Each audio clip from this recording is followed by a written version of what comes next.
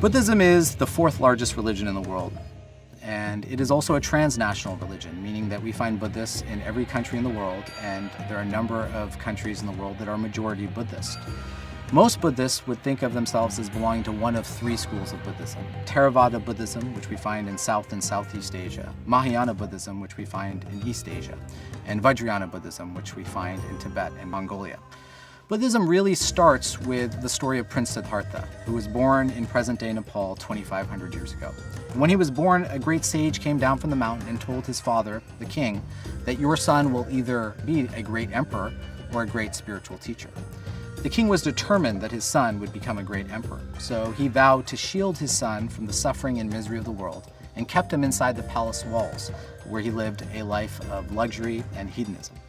But when Prince Siddhartha was 30 years old, he snuck outside the palace walls and saw for the first time human suffering, and he vowed not to return to the palace until he had solved the problem of human suffering.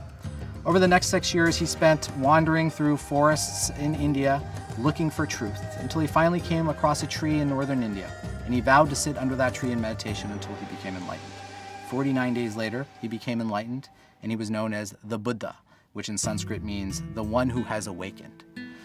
Buddhism is different than the other major world religious traditions because it is not oriented around God, but oriented around man. And what Buddha taught is that we create our own suffering, and the path out of suffering lies with us. We can alleviate suffering by changing our perception of ourselves and our world. Buddha taught that we suffer because we crave, because we're focused on ego, and because we assume things are permanent when they're actually impermanent. And for Buddha, the way not to suffer is to recognize that everything is impermanent, even ourselves, and to recognize the transitory nature of all things. And once we do that, then we can achieve nirvana.